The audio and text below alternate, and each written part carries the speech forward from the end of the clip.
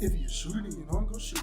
If you a big man blocking like Rudy, all these ifs and you know what I'm doing. 2K shooting, NBA live and I'm dunking. Pay attention, watch me do it. Nah, I ain't lying. Swear to God, boy, I really do this.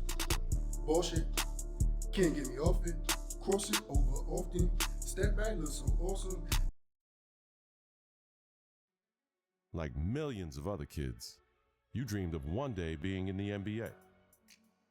You wanted to be a star, and someday to rise above and become the greatest to ever play. You dreamed of being the one. But the road to stardom is never easy. There are obstacles, injuries, and disappointments. Adversity is universal. It can happen to anyone at any time. And one day, it happened to you.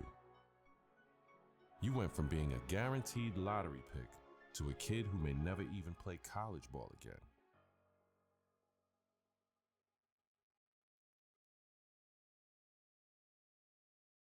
Now, look, it's always bad to hear about injuries, especially to college kids, of course. Yeah. But Stephen A. Smith, this one is particularly disheartening because we are 2 weeks into the season and one of the top NBA prospects in the country goes down potentially with a season-ending injury, a knee injury. That's a killer. I couldn't agree more. When I heard he was carried off the floor today, all you can do is find yourself hoping that he'll make it back. That's the bottom line. But my heart goes out to him because I didn't expect this. This is a devastating injury. It's never good to have something like this happen to you. The team doctor broke the news. Torn ACL, sprained MCL, and a torn meniscus. Surgery was scheduled, but your game will likely never be the same. At the 2016 NBA draft, your name is still mentioned. Not as a prospect, but as a cautionary tale.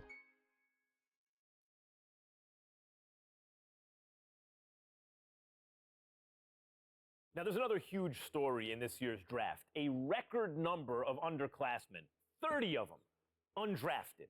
And I hope, anyway, that this is a lesson, this serves as an example to college players. I'm not talking about the ones who are genuinely one and dones, the guys you know are going to be lottery picks. I mean the rest of them.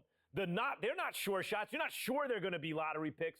Don't just use the college system for a year thinking you're going to bounce. It doesn't work like that. Please. If you don't have the talent, it doesn't work. You got to be cultivated in the system. Please. There you go again with your blanket generalizations. You know how you are, oh, Max, the woe is me. Oh, my Lord, I can't take it. I just can't take it. It's a case-by-case basis. You can't just blanketly decide this should not be one and dones or this should be one and dones. You got to go on a case-by-case basis. Some dudes deserve to be one and dones. Some people don't. It's on a case-by-case basis. And that is my point. Thank you for making it for me. Every kid thinks they're the exception to the rule. And members of the media like, Stephen A. Smith, are encouraging these kids to come out early. Look, Max, bottom line is this. You got to take this into consideration. You had two dudes. They were called the Height brothers. Now, you had Nick Howard. This kid had a lot of promise. What does he do? He goes to college. Very uneventful first year, no doubt. The second year, he was pretty good. Here's the problem. The NBA, it's not about pretty good. You need to be great on the collegiate level, on the prep level, in summer leagues and what have you, in order for you to get the stature that you deserve. That's the bottom line. It's pretty good ain't good enough to be that stud NBA.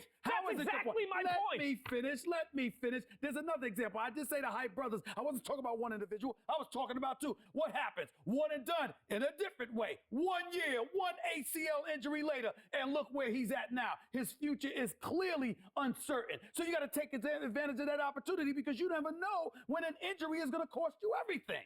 Stephen A., listen to yourself. Listen to yourself for a second. You give one argument for why a kid should come out early, a one-and-done situation.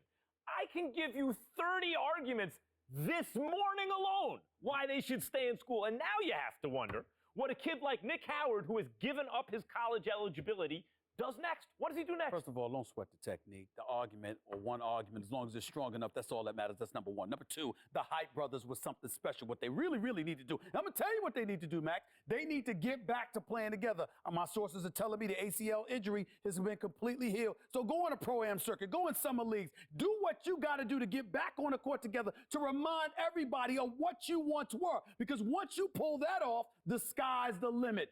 That's what they need to do. Get back to playing ball together, because when people see what you can do as one, the other arguments don't really matter. Like I said, don't sweat the technique. We're going to be playing NBA Live 18, and we're going to be going with Felix Conklin. If you remember NCAA Basketball 10, Felix Conklin was a star for St. John's, helping them to the Final Four. He is from Bakersfield, California. He played for Mater Dei, where he was a 3-star recruit, ranked 159th in the country. He chose to take his talents to Queens to play for Quincy McCall, who was a guard guru. If you remember, he averaged 19.1 a game, 3.4 rebounds, and 2.5 assists. He was on the Big East All-Freshman First Team, and he averaged 20 points per game in the NCAA tournament during his junior year. This game's a little bit different, though. There's a lot of cutscenes and stuff going on, so I can't really talk as normal. So what I'll do is I'll let the cutscenes play out, and then I'll try to jump in whenever I can. Right here, though, there's a lot going on in terms of the backstory. So he's got to go to Rucker and prove he can still ball, which is so much work. But let's go do it, man. It's fun. I love that they added this into the game. This is New York City, the mecca of basketball. The original Rucker League began here in 1947. 9 years later, the tournament found a permanent home uptown at PS 156 Playground. Those early Rucker days showcased talents like Lou Alcindor, Wilt the Stilt, and Earl the Pearl. It's also where Julius Erving became the Doctor. In 1974, the park was respectfully renamed Holcomb Rucker Park in honor of the tournament founder. Now, many have influenced the growth of the Rucker since, but none more heavily than the late great Greg Marius, founder of the EBC. Many would argue that the Ruck is the birthplace of true street ball and the crossover dribble. Considering New York City's penchant for flashy guard play, there are few who can challenge that.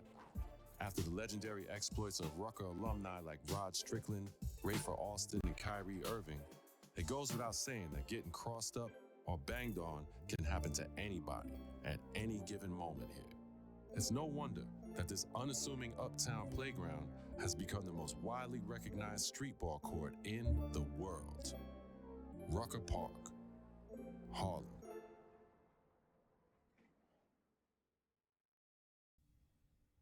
We're here at Rucker Park, and I think it's a great place to start, being that Felix played for St. John's, so it makes sense. We're here with Joakim Noah, Nick Howard, a teammate of his at St. John's. And I just think it makes a lot of sense. Someone coming back from an injury, trying to show that they could still play. Being in New York, it's easy to just pull up and go get to the rim. That's the type of player he is. I think being from California, they play beach ball, street ball anyway. If you remember White Man Can't Jump and those kinds of movies and depictions of it. So this ain't nothing new to him. And he just got to go get a bucket. So one of the crazy things is this is going to be all before his junior year. So all that you already know that happened, obviously, you saw it in NCAA Basketball 10. You saw how he made that jump from, what was it, like 6 a game as a freshman? That boy went and jumped to like 17, got hurt, and then came back like nothing happened. Like he didn't even miss a beat. And you see why here.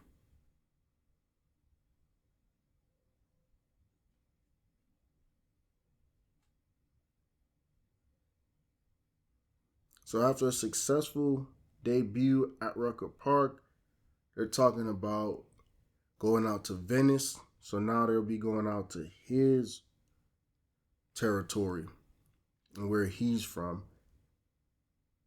in California. So like I said, I enjoy it. I think this is a cool thing that they added to the game. There's just a lot going on, but that doesn't mean it ain't cool. You know what I mean? It's a great addition to the game, and just having a storyline is cool.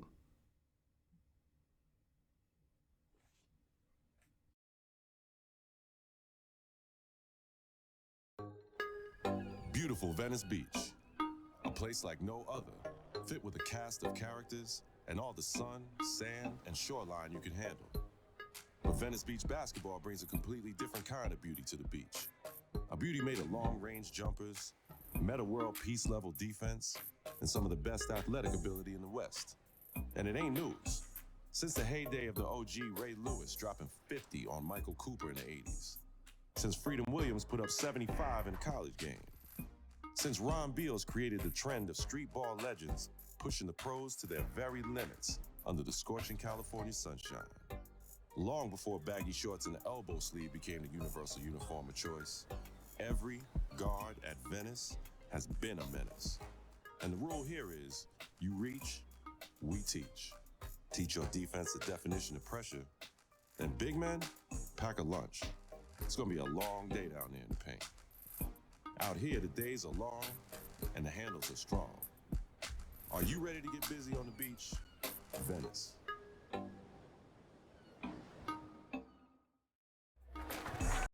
We're here in Venice. I need to look this up, obviously, because I'm not from California. I don't even know how far Venice is.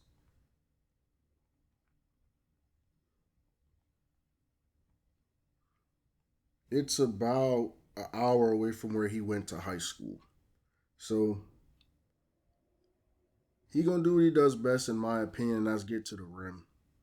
And in this street ball kind of scenario, I think it's best to just get to the rim. You don't have time to be shooting a bunch of weird, unnecessary jump shots, bro. So we get into the rim. Ain't got no time for nothing else.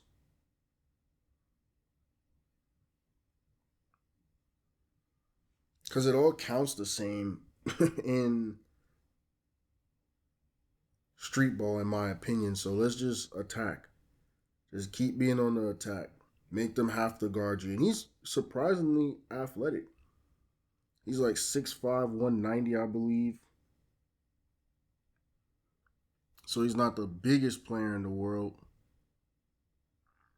But he's a elite combo guard, in my opinion. Especially,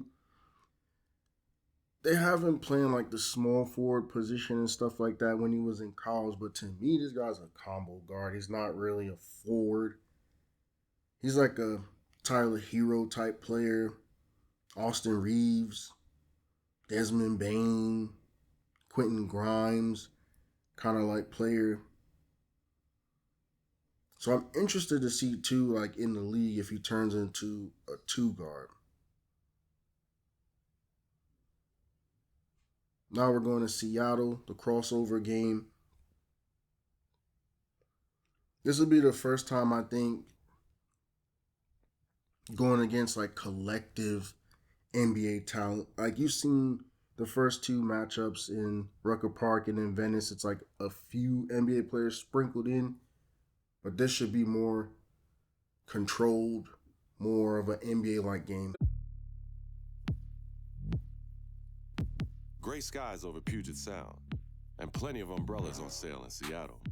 Home to the Crossover League, a place where jump shots fall from the indoor sky wet like the rains of Pacific Northwest folklore. Summer in the city ain't been the same since Quincy Jones' soundtrack Jamal's first summer here. Broken ankles, 40-point outbursts as regular as the sunrise, and a foundation that makes the game far more important for everyone in the gym. A place where you can see Zach LaVine walking amongst the clouds with ease. Where you can see Isaiah Thomas finding his fourth quarter mojo, cooking at 90 degrees.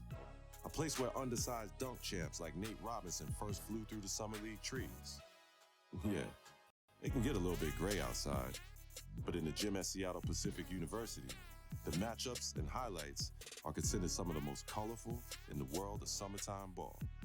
Fluid, yet rough and tumble, just like the city it calls home. It's deeper than just a game here. Everybody wins. Everybody contributes. A real team effort for the ages. Seattle. I think this is a big game just because it's actually in a gym. It's real basketball. It's not street ball. You got Jamal Crawford. You got Isaiah Thomas. Like, those two guys aren't great on defense. I would never lie and say they were.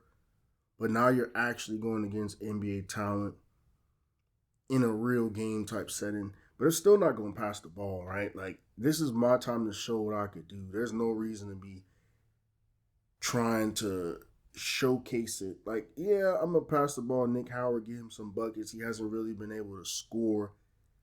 But this is the first 3-ball we shoot. Get us in a real gym. I'm telling you, we're going to shoot the 3-ball. We're going to play real basketball. We're not just going to rim run as a 6'5" wing. You know what I mean? So there's more guys, too, that his game resembles. Like, if he's a shooter, it's Bogdan, Max Strus, Gary Trent. But if it's like an athletic kind of like motor guy, it's definitely like an Alex Caruso, Keldon Johnson. But at the end of the day, we haven't lost. So let's go.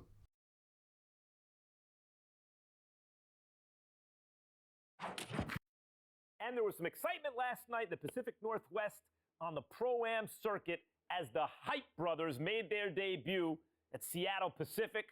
Stephen A. Smith, what'd you think of the performance? What I want to really say is that, first of all, it was about time. It's nice to know that the brothers listened to me, because I was the one talking about how they needed to play together. They accepted the counseling that I provided. Yes, you did. Now they are out on the court again, handling their business. Nick Howard looked pretty good. The comeback kid truly looked like the comeback kid. Seems like he's completely healed from that ACL injury. I like what I saw. I was very impressed. And more importantly, I want to applaud their intellect.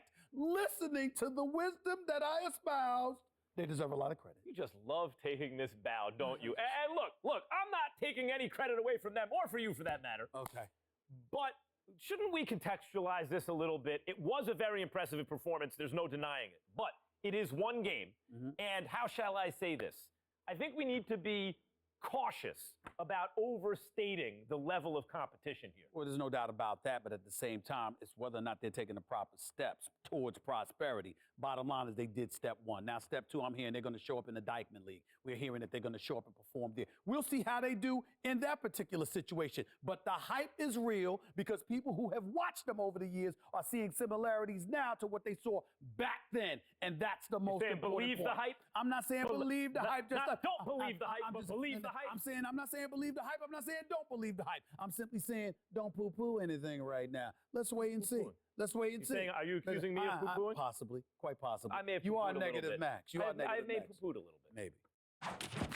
I think it's cool to have Stephen A. Smith and Max Kellerman talk about you. It just adds to the whole storyline of the game. But we're going back to New York, and that's the thing. So Nick Howard is from New York.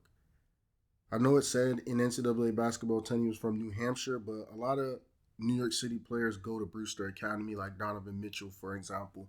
So that's really what the connection is too.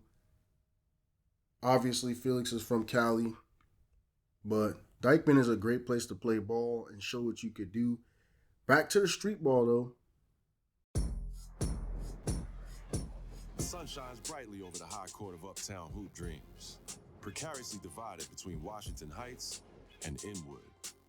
Between the whistles and beneath the project towers is where a young Lou Alcindor changed from a boy to the prototypical big man, perfecting the skyhook and agility unprecedented. Part and parcel of a history fathoms deep, where 3,000 highlight-hungry fanatics crowd the fence weekly to bear witness to the greatness of guards like Eric Opio, a.k.a. El Presidente, disrupting any and all defenses. J.R. Smith and Kemba Walker, perfecting their seasonal alley-oops and step-backs. Dominican Power, raining long-range crossover dreams on Uptown's friendliest rims. Young men with names like Too Hard to Guard, formerly known as Idris de Leon, before his handle made him the stuff of legend. New York City's Black Top Kingdom. Many would say this is the most entertaining outdoor ball in the city. Between the lines and in the paint, and with a style and grace that can only be found uptown. We are New York City basketball at its very best. Dykeman.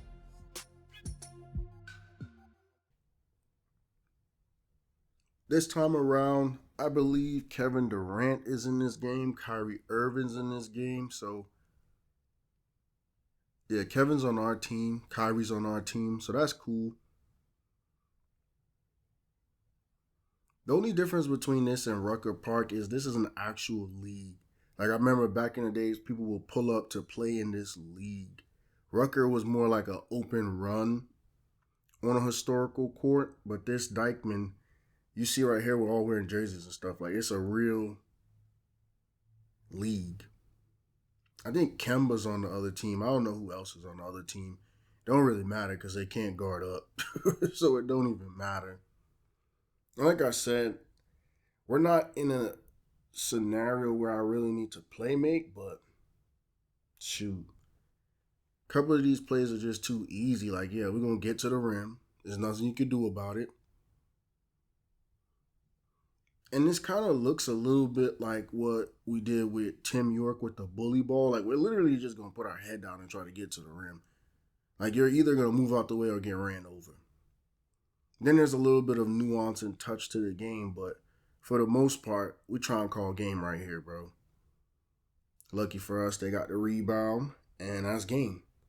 But you got to put pressure on the rim. You got to put pressure on these dudes, bro.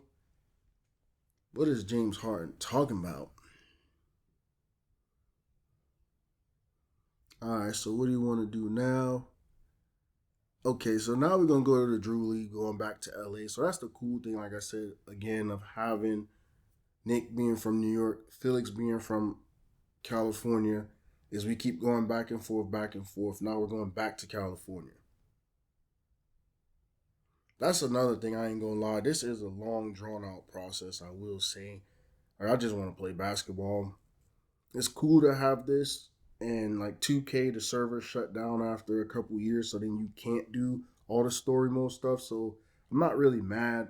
We get to go against, it looked like Paul George and James Harden and some other Cali boys. So we just proved ourselves against some New York players in New York. Now we in California try to do the same exact thing. So it's all cool. The Drew League, jewel of South Central LA.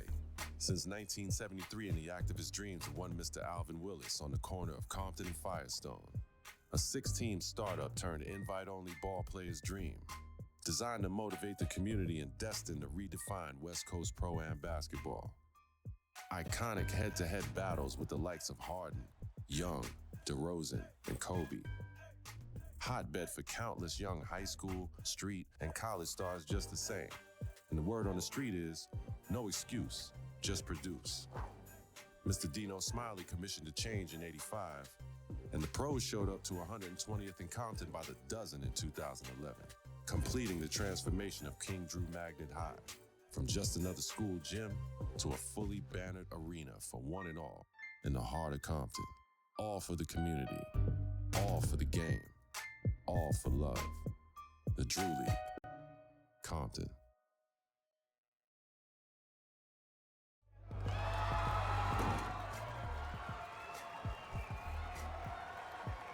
What's up, fellas? Nice run this summer. Hope you don't mind. Had a few friends stop by. You know, just to make it interesting. Let's hoop.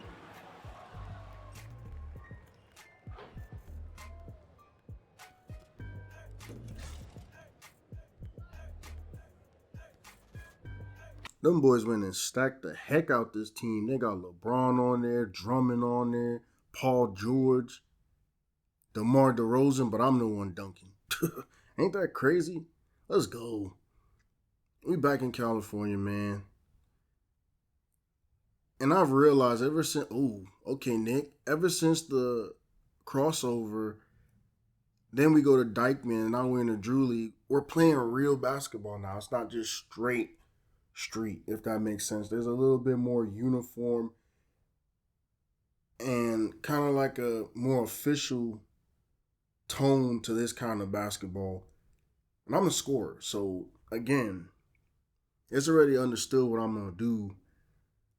Boy was averaging 17 before he got hurt early in the sophomore year. So He can score the basketball. And his game definitely does resemble a street ball type of game. But when you get to like the college level, you see a lot of sets being run. You see a lot of plays like that, passing to the open man, trying to win the game. Hey, man. Good to see you balling again. You have all the tools. Just keep working hard and play your game. I'll be watching you this year and gunning for you in the NBA draft. After a summer playing street ball and pro-am games, you head back to school for your junior year. From the first week on, you have a spectacular season. You mounted an incredible comeback that few thought was possible. The reporters, the scouts, and the coaches all see your potential. Not only the potential to play in the NBA, but the potential to be a star in the league. And at the end of the season, there's little doubt about where you're headed next.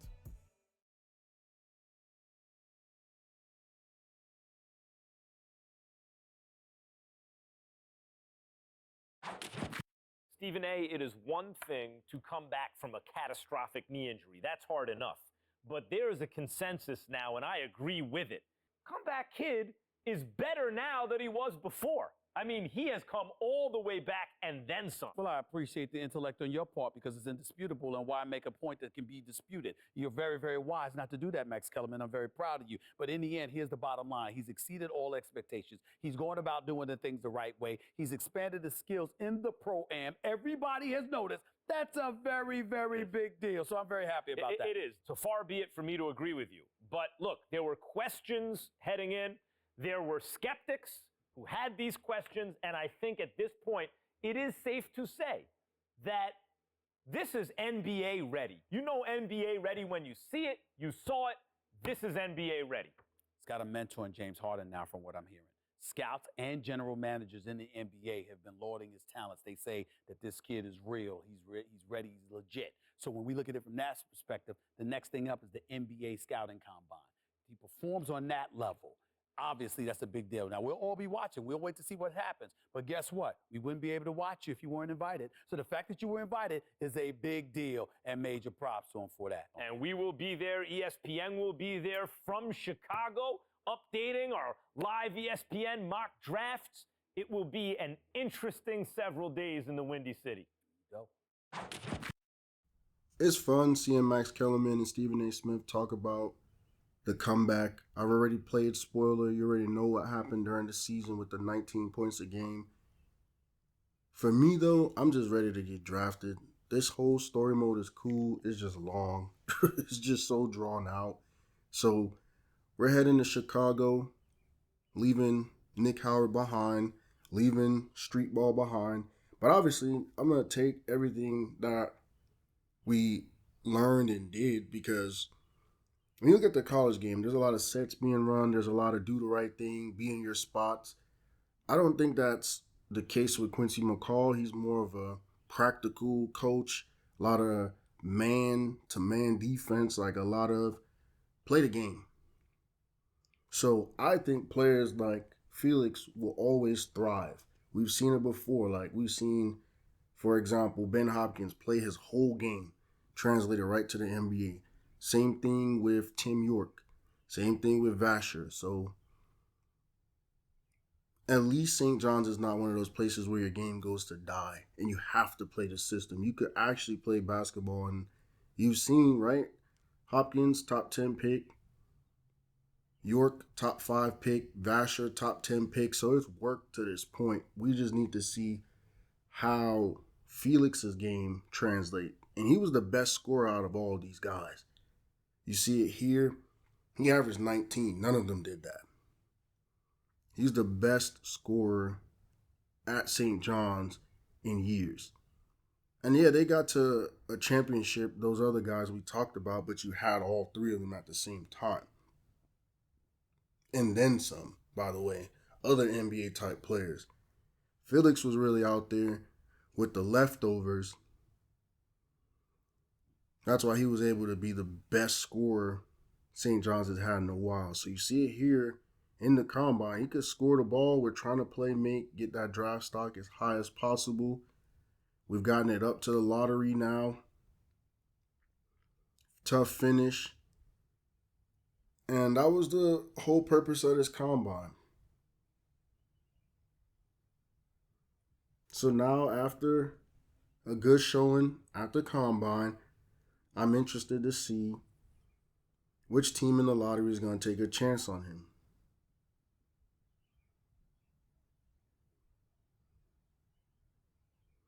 Hard to believe him being in the NBA. Not really. I mean, it's hard because of obviously getting injured.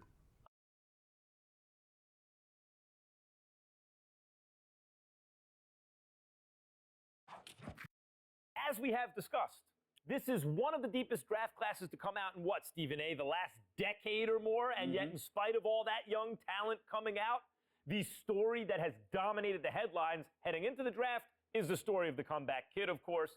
And yet, in our final ESPN mock draft, we now have him projected to go at 14. Stephen A. Smith, take it away.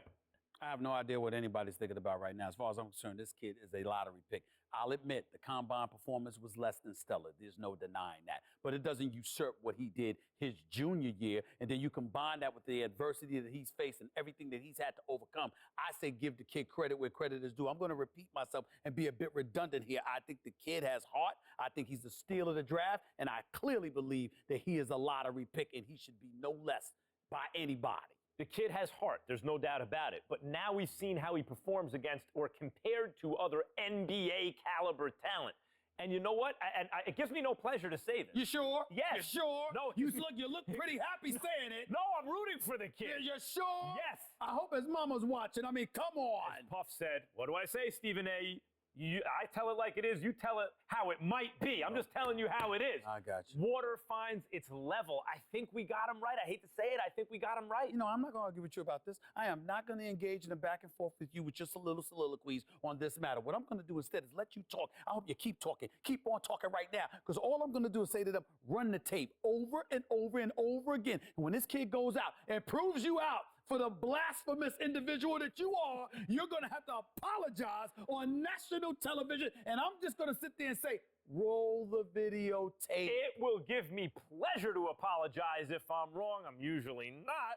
I got tape on you too, my friend. And on that note, I never asked for the tapes to be erased. Are you unlike some people I know. Are you ready for this? Because I'm ready. I'm always ready. And we're ready for the NBA draft. I'm always ready.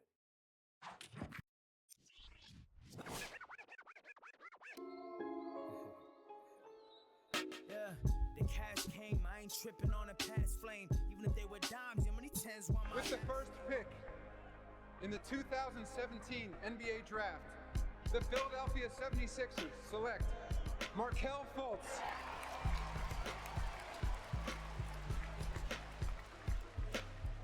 With the second pick in the 2017 NBA Draft, the Los Angeles Lakers select Lonzo Ball.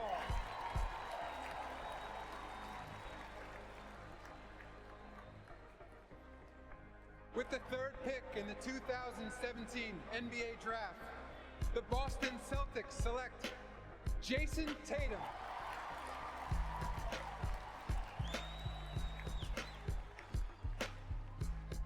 With the fourth pick in the 2017 NBA Draft, the Phoenix Suns select Josh Jackson.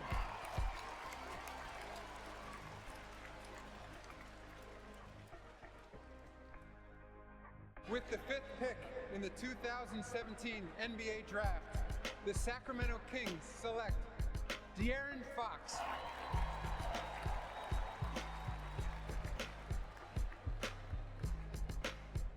With the sixth pick in the 2017 NBA Draft, the Orlando Magic select Jonathan Isaac.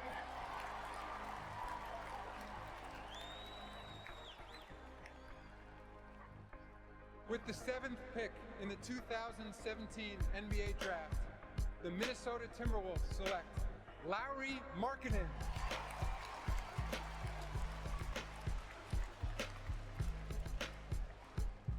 With the eighth pick in the 2017 NBA Draft, the New York Knicks select Frank Ntilikina.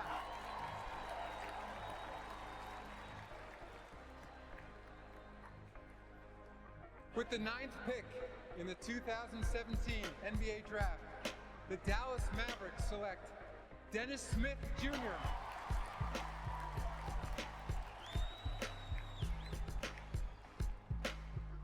With the 10th pick in the 2017 NBA Draft, the Sacramento Kings select Zach Collins.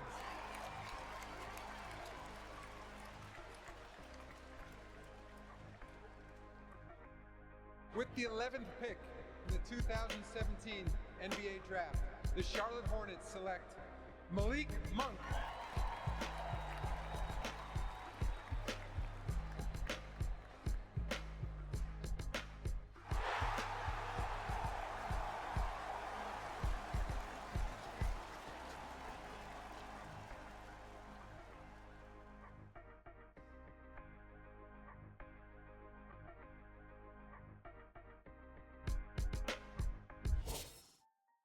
The draft is over, and your comeback is complete. You faced adversity, you tested your game on the streets, and now you've made it to the NBA.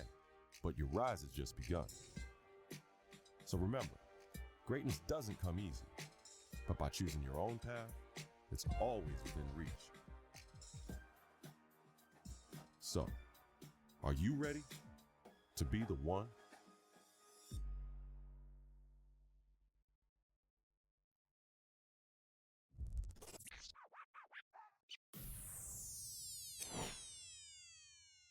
And there it goes, the end of another one of my videos. I want to say thank you for watching. See you soon.